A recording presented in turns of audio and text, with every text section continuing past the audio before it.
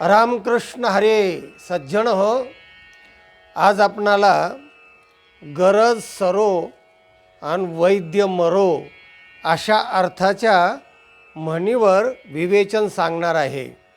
मनाचे कान करून ऐका. मानवीय प्रवृत्तीमध्ये ज्या अनेक प्रवृत्त्या आहेत ना, त्यामध्ये दोन प्रवृत्त्या मुख्य आहेत. एक सुसंस्कारित प्रवृत्ती आणि दुसरी कुप्रवृत्ती. तर ही सुप्रवृत्ती आहे संतांची, सज्जनांची, अशा लोकांची असते, त्यांचा तो वर्गच वेगळा आहे. आणि दुसरी जी प्रवृत्ती आहे की जे दुर्योधनाचे, रावणाचे असे जे आसुरी संपत्ती ज्याला आपण म्हणतो, तर अशी जी प्रवृत्ती आहे त्याच्यामध्ये मग त्यांचे गुरु पण तसेच, त्यांचे मंडळ पण तसंच, आणि सतत त्यांची जी प्रवृत्ती असते ना, तर समाज विघातक असते, समाजाला संकटात आणणारी असते. आपल्या स्वार्थासाठी ते वाटेल त्या स्तरावर जाणारे असे ते लोक असतात. मग त्याला लबाड, लुच्चे, धूर्त, शकुनी मामासारखे, जांगील मामासारखे अनेक हे असे लोक जे असतात ना, तर त्यातल्या विषयावर म्हणजे त्या प्रवृत्तीवर प्रकाश टाकणारी ही म्हण आहे, गरज सरो आणि वैद्य मरो. तेव्हा आपण एक दृष्टांतच पाहूया. एक श्रीमंत माणूस होता, अब्जाधीश म्हणू आपण, या सगळे सुखसंपन्न असणारा तो माणूस. एकुलता एक त्याला मुलगा होता आणि तो तारुण्यात आला असताना अशा वेळी त्याला दुर्धर असा रोग झाला.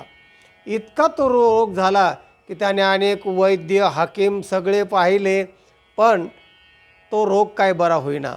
एकाने सांगितलं की म्हणाले अमुक अमुक वैद्याला जाऊन भेट, ते फार यातले राजवैद्य आहेत.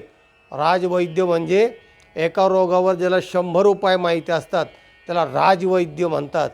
तेव्हा त्यांना जाऊन तो भेटला आणि त्यांना म्हटले, महाराज असा असा माझा मुलगा आहे, श्रीमंती गडगंज आहे आणि त्याला दुर्धर आजार झालेला आहे, तर तुम्ही त्याच्यावर उपाय करा आणि जर माझा मुलगा तुम्ही बरा झाला तर तुम्हाला मी सगळे प्रॉपर्टी देऊन टाकेल, मी सगळं दानपत्र म्हटलं तरी तुम्हाला करून देईल. असं त्याने त्या वैद्याला प्रलोभन दाखवलं. झालं.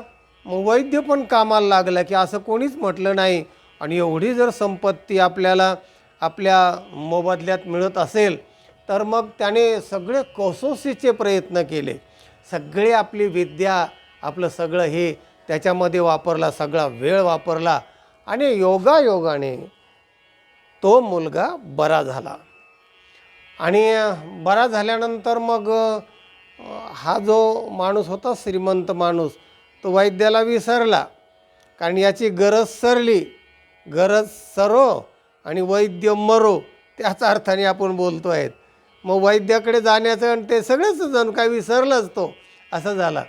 आणि मग वैद्याला असं वाटलं की अरे हा माणूस सारखे हेलपाटे मारत होता जेव्हा गरज होती तेव्हा, आणि आता हा मुलगा बरा झाला आहे, तर माझं जे अभिवचन आहे त्याने दिलेलं की मी तुम्हाला प्रॉपर्टी देईल, असं करीन तसं करीन, हा तर मला पूर्ण विसरलेला दिसतो आहे.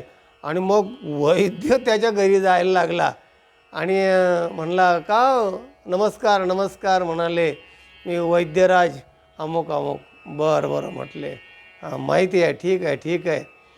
अहो ठीक काय आहे, म्हणाले तुमचा मुलगा ठीक झाला आणि तुम्ही ज्यावेळेला मुलाला दुर्धर रोग झाला असं म्हणत होते आणि मुलगा त्या आजारातून वाचणंसुद्धा शक्य नव्हतं, आणि मग तुम्ही त्यामुळे रोगे पिढिल्या धावे वैद्याच्या घरा, आपुल्या परिहारा दुःखाचिया, असं परिहार मुलाचा दुःखाचा होण्यासाठी तुम्ही हे सगळं अभिवचन मला दिलेलं आहे, सगळी प्रॉपर्टी मी तुम्हाला देईल असं म्हटलेलं आहे, तर तुम्ही विसरलात वाटतं. विसरलो म्हणजे तसं काय नाही, पण काय आहे म्हणाले. हां, तुम्ही प्रॉपर्टी देऊ असं म्हटले होते आणि आता तुमचं काम झालं आहे. तर ते म्हणाले, अहो अशी सगळी प्रॉपर्टी द्यायला काय मला वेळ लागला आहे काय? वैद्य म्हणला म्हणजे तुम्ही तुमच्या विषयावर कृतज्ञ झालेला आहेत. म्हणले कृतज्ञ वगैरे म्हणजे हे अवघड शब्द कळत नाही मला, कारण श्रीमंताला असे शास्त्रीय शब्द फारसे कळत नाहीत. त्याला फक्त एकच शब्द कळतात, देऊ जाणे, म्हणजे घेऊ जाणे पर देऊ नाही जाणे. द्यायचं कळत नाही, घ्यायचं फक्त कळतं. असातला तो माणूस असल्यामुळे तो म्हणला मला वेळ लागलं नाही तर तुम्हाला वेळ लागले. मला मी वैद्याला? अहो तुम्ही माझ्या घरी येत होताय. हो म्हणाले, म्हणून तुम्हालाच वेळ लागले.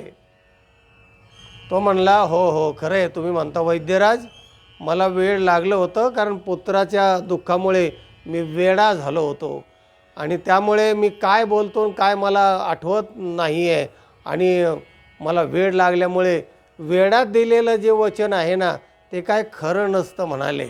म्हणजे तुम्ही आता माझा मोबदला देणार नाही? म्हणले अहो वेडा पिसा झालेला माणूस जरी बोलत असताना ते काय खरं असतं का? आणि कायद्याने स्वतः त्याला खरं मानत नाही, वेड्या माणसाचं त्याची खरं नसतं ते. अरे बापरे. आणि मग त्याने तो शब्द फिरवला, वेडेपणात दिलेला शब्द खरा नसतो म्हणायला लागलाय. वा वा वा, काय स्वार्थी, लबाड, लुच्चे, धूर्त लोक असतात आणि त्यांच्यावर विश्वास ठेवणं फार अवघड असतं. आणि रोज हजारो घटना अशा घडतात की अशी माणसं वेगवेगळ्या जाळ्यात माणसाला अडकवतात आणि मग त्याचे प्रलोभन म्हणजे आर्थिक असेल, विषयाचं असेल, इतराचं असेल, व्यसनाचं असेल आणि त्याच्यात त्याला ते अडकवतात. हा तुम्हाला पैसे दुप्पट करून देतो, अमुक करून देतो, व्याज जास्त देतो आणि मग सगळे पैसे तो गुंतवतो आणि मग रडत बसल्याशिवाय दुसरा पर्याय नसतो. अशा प्रकारचे जे कृतघ्न माणसं असतात ना, म्हणून शास्त्रकार सांगतात कृतघ्ने नास्ती संस्कृती, किंवा ही जी संस्कृती म्हणजे प्रायश्चित्त, जे महापातकं आहेत ना पंचमहापातकांनी, तर त्या पंचमहापातकांना प्रायश्चित्त आहे पण कृतघ्न माणसाला प्रायश्चित्त नाही. काय मी भस्मासुरू अर्जुन म्हणे, गीतेमध्ये एक ओवी आलेली आहे की भस्मासूर जसा की भस्म भगवान शंकराने वर दिला तर त्याचा वापर त्याने भगवान शंकराने सुरू केला. सांगायचं असं की असा माणसं, असे उलटणारी माणसं असतात. आणि म्हणून तात्पर्य असं आहे की धूर्त, लबाड, लुच्चे लोक जे आहे, असंस्कृत लोक आहेत, या लोकावर विश्वास ठेवताना 10 वेळा विचार करा. आणि म्हणून कारण आपल्याला त्यावेळेला गरज असते आणि म्हणून संत म्हणतात रोगे पिढिले या धावे वैद्याचे या घरा, आपोल्या परिहारा दुःखाची या. म्हणजे गरज सरो आणि वैद्य मरो, अशा प्रकारची म्हण आहे. तर ही म्हण फार बोधप्रद आहे, वेळोवेळा आपल्याला अनुभवाला येण्यासारखी आहे. अशा ज्या म्हणी आहेत की त्या म्हणींचा संग्रह मी जो निवडक, वेचक आणि वेधक म्हणी, त्या त्यांचे जे कोश आहे भारत सरकारने, आपलं महाराष्ट्र सरकारने तो प्रकाशित केलेला आहे. फार जुना कोश आहे म्हणींचा संग्रह, मला एवढा मोठा कोश आहे. 20-25 वर्षापूर्वी मी विचार भास्कर मासिक चालवित होतो आणि म्हणून निवडक म्हणीचं एक सदर मी चालवायचो आणि म्हणून तो कोश मी वाचला, म्हणींचा कोश. तर डोंगर कोरून उंदीर काढल्यासारखं झालं. म्हणजे इतक्या अश्लील फाजील म्हणी, त्यातल्या वेचक आणि वेधक म्हणी, आपल्याला 200-400 म्हणी मी आता ऐकवीतच आहे प्रत्येक दिवशी. त्यातली ही एक म्हण आहे, गरज सरो आणि वैद्य मरो. सज्जन हो, हा व्हिडिओ इतरांना पाठवा, लाईक करा. ज्यांनी चॅनलला सबस्क्राईब केलं नाही त्यांनी जरूर सबस्क्राईब करा. ऐकत रहा, आनंदी रहा. रामकृष्ण.